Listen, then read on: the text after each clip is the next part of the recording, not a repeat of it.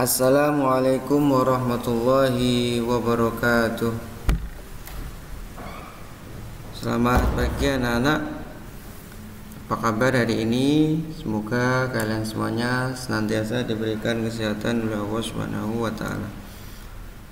Anak-anak, sebelum kita memulai pembelajaran hari ini, marilah kita berdoa terlebih dahulu. Berdoa mulai.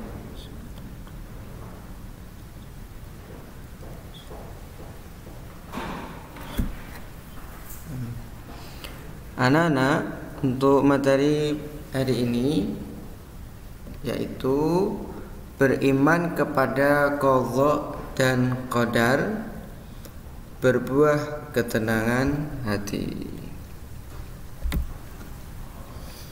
KD dan tujuan. Anak-anak, untuk KD dan tujuan pembelajaran pada materi qadha dan qadar ini yaitu KD 3.4, memahami makna iman kepada qadha dan qadar berdasarkan pengamatan terhadap dirinya, alam sekitar dan makhluk ciptaannya. Ini masuk pada aspek pengetahuan. Kemudian KD 4.4 yaitu menyajikan dalil nakli tentang adanya qadha dan qadar. Ini masuk pada aspek keterampilan. Tujuan pembelajaran.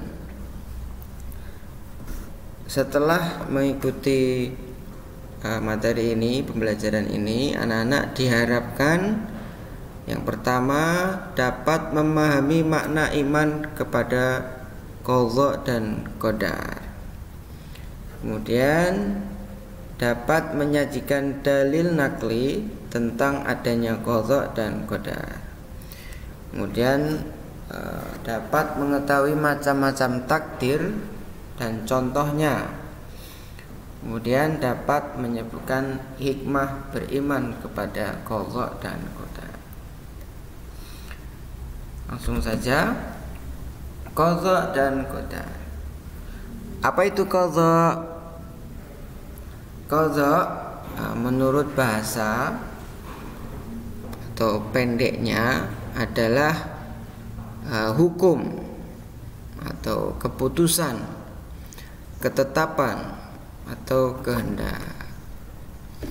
Sedangkan qadar secara bahasa artinya kepastian, ukuran atau kekuasaan atau perwujudan dari kehendak. Secara istilah atau panjangnya, qadha adalah ketetapan Allah terhadap segala sesuatu sejak zaman azali. Apa itu zaman azali? Ialah zaman ketika segala sesuatu belum tercipta. Sebelum Allah menciptakan sesuatu, ya, itu disebut zaman azali. Sedangkan qadar ialah perwujudan kehendak Allah Subhanahu wa taala terhadap semua makhluknya dalam ukuran dan bentuk-bentuk tertentu sesuai irodahnya. Contoh, diperhatikan, seseorang bernama Elia saat ini belajar di pondok pesantren modern. Di sekarang ini contohnya, ya, ada nama anak Elia itu belajar di pondok pesantren modern. Sebelum Elia lahir ke dunia, bahkan sejak zaman azali, Allah telah menetapkan bahwa nanti ada seorang anak yang bernama Elia kelak akan belajar di pondok pesantren modern. Nah, ketetapan Allah sejak zaman azali itulah disebut qadha. Kemudian kenyataan yang terjadi saat ini disebut qadar. Paham ya anak-anak, ya? Insya Allah. Kemudian pengertian iman kepada qadha dan qadar. Mengimani qadha dan qadar itu berarti meyakini bahwa segala sesuatu, nasib baik dan buruk yang menimpa manusia sudah diatur dengan batasan tertentu. Umat manusia tidak dapat mengetahui qadha dan qadar sebelum peristiwa qadha dan qadar itu terjadi. Jadi kita yakin ya, nasib yang kita alami saat ini adalah bentuk daripada qadha dan qadar, atau ringkasnya takdir dari Allah Subhanahu wa ta'ala. Tidak ada yang tahu takdir kita kecuali Allah Subhanahu wa ta'ala. Allah Subhanahu wa ta'ala berfirman, A'udzu billahi minasy syaithanir rajim. Bismillahirrahmanirrahim. Wa kullu syai'in 'indahu bimiqdar. Ulangi, wa kullu syai'in 'indahu bimiqdar, yang artinya dan segala sesuatu ada ukuran di sisinya. Quran surat Ar-Ra'd ayat 8, surat yang ke-13. Jadi segala sesuatu ini sudah ditentukan ukurannya dari Allah Subhanahu wa ta'ala. Tidak ada satupun dari kita yang tahu ketetapan dari Allah Subhanahu wa ta'ala. Rasulullah Shallallahu alaihi wasallam bersabda, diriwayatkan dari Anas bin Malik radhiyallahu an, katanya Rasulullah Shallallahu alaihi wasallam bersabda, Allah Subhanahu wa ta'ala mengutus malaikat ke dalam rahim. Di rahim seorang ibu ya. Malaikat berkata, wahai Tuhan, ia masih berupa air mani. Setelah beberapa waktu malaikat berkata lagi, wahai Tuhan, ia sudah berupa segumpal darah.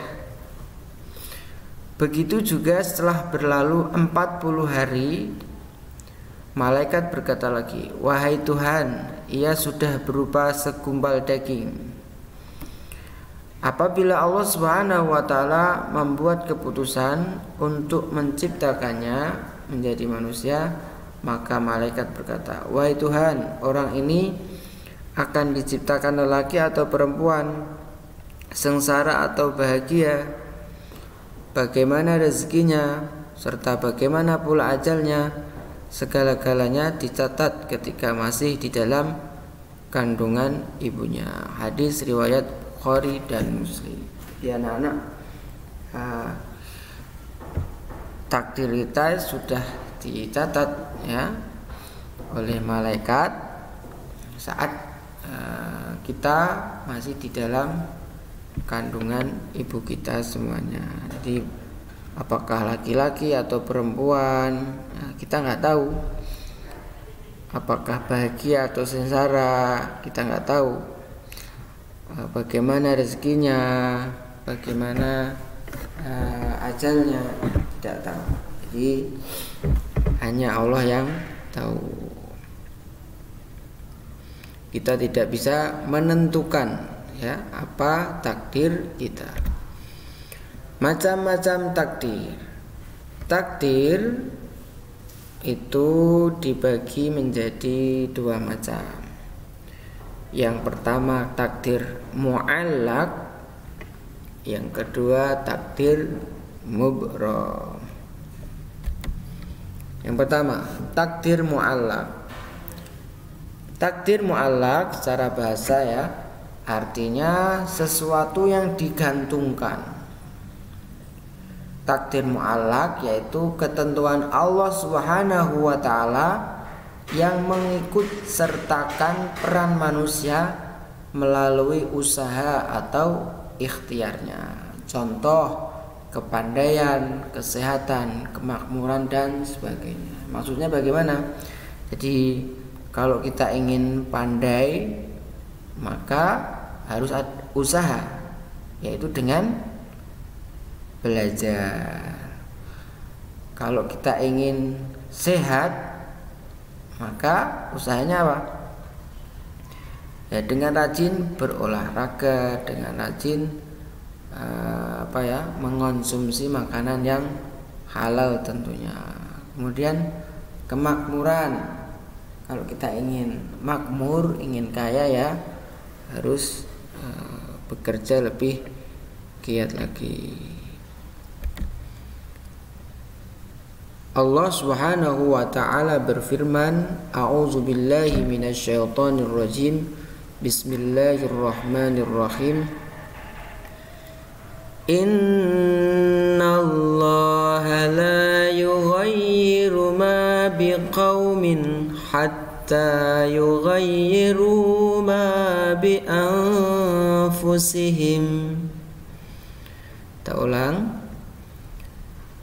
Innallaha la yughayyiru ma biqaumin hatta yughayyiru ma bi anfusihim.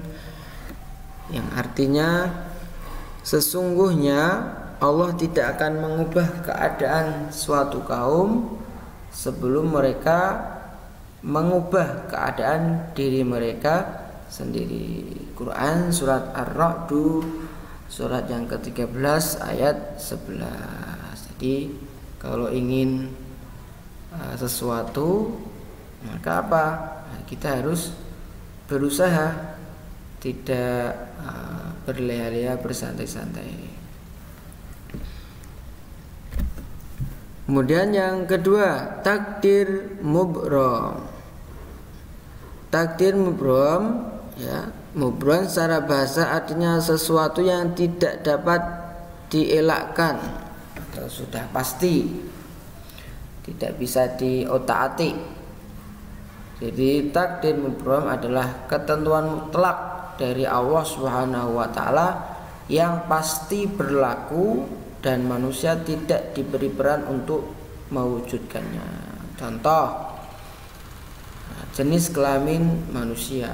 Jadi kita tidak bisa menentukan jenis kelamin kita sendiri, tidak bisa, hanya Allah yang bisa. Kemudian ajal, kita tidak bisa menentukan ajal kita, ya, mau berapa tahun, itu tidak ada yang bisa. Panjang atau pendeknya usia, ini tidak ada yang tahu. Kemudian api memiliki sifat panas, ya. Kemudian bumi berbentuk bulat, gaya gravitasi, kejadian kiamat dan sebagainya. Jadi sesuatu yang tidak bisa dirubah, itu disebut takdir mubram. Gitu ya anak-anak, ya, paham? Insyaallah. Allah Subhanahu wa taala berfirman, A'udzu billahi minasyaitonir rajim. Bismillahirrahmanirrahim. Wa likulli ummatin ajal fa idza jaa ajaluhum la yastakhiruna sa'atan wa la yastaqdimun. Kita ulang. Wa likulli ummatin ajal fa idza jaa ajaluhum la yastakhiruna sa'atan wa la yastaqdimun. Yang artinya, dan setiap umat memiliki ajal atau batas waktu.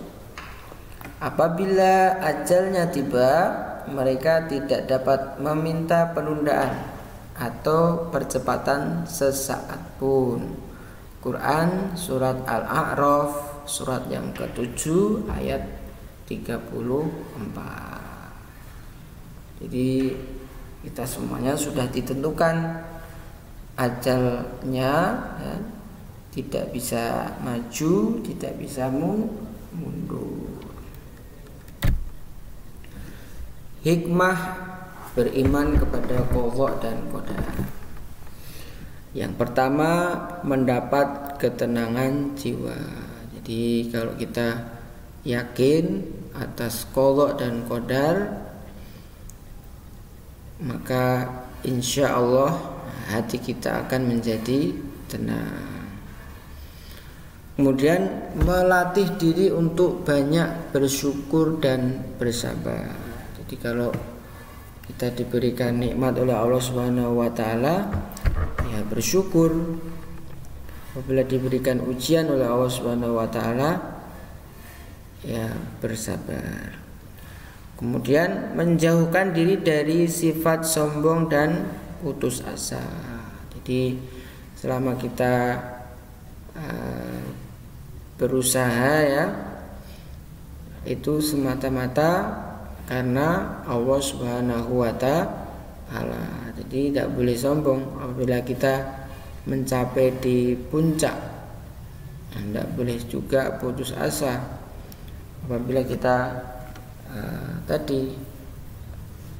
gagal. Jadi masih ada kesempatan untuk berusaha. Ya, selama masih hidup masih bisa berusaha, kecuali kalau sudah meninggal dunia. Jadi kita tidak bisa apa-apa, melainkan hanya amal kita yang bisa membantu kita, yang akan menolong kita. Kemudian memupuk sifat optimis dan giat bekerja. Jadi optimis, ya, bersemangat menjalankan tugas-tugas kita, menjalankan perintah Allah Subhanahu wa taala. Dijaga sholatnya, kemudian berbakti kepada orang tua, melakukan amal baik yang lainnya. Alhamdulillahirabbil alamin. Demikian anak-anak materi tentang qadha dan qadar, semoga bisa dipahami. Apabila ada hal-hal yang tidak dimengerti, bisa menuliskan pertanyaan di kolom komentar. Wassalamualaikum warahmatullahi wabarakatuh.